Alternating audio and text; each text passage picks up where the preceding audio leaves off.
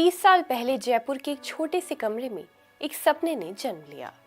कैसा सपना जो आज हजारों लड़कियों के लिए शिक्षा की रोशनी बन गया है। ये कहानी है सैयद अनवर शाह की। आदाब, मैं हूँ आपके साथ अमीना माजिद और आप देख रहे हैं आवाज वॉइस।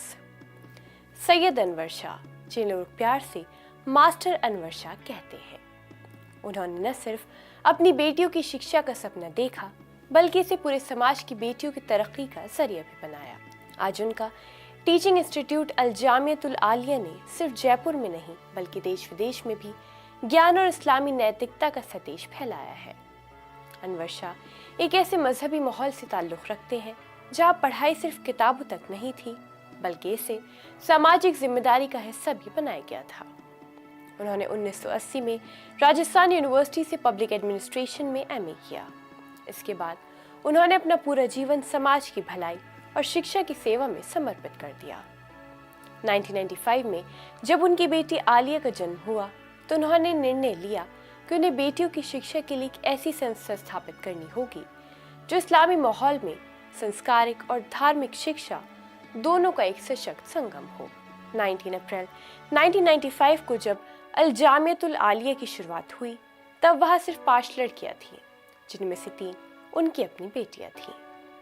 घर के एक कमरे को क्लास बना दिए गए और इस तरह 4 दीवारों के अंदर इस आंदोलन की शुरुआत हुई और एक ऐसा एजुकेशन सिस्टम बनाया गया जिसमें बेटियां वर्ल्डली एजुकेशन के साथ साथ इस्लामी तालीम भी सीख सकें। आज इंस्टीट्यूशन 1500 से ज्यादा लड़कियों को शिक्षा दे रहा है। यहाँ 3 तरह के कोर्स कराए जाते हैं: 5 साल का आलिमा कोर्स, 2 साल का दीनियात सर्टिफिकेट कोर्स और 1 साल का दर्स दीन कोर्स।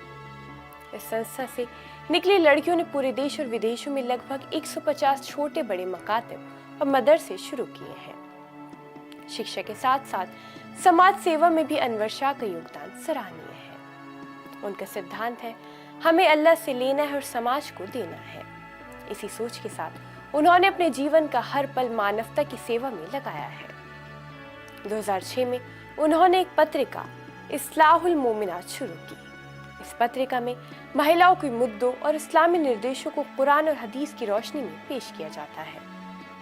सैयद अनवर शाह का सफर हर उस शख्स के लिए एक मिसाल है जो शिक्षा के जरिए समाज को रोशन करना चाहता है।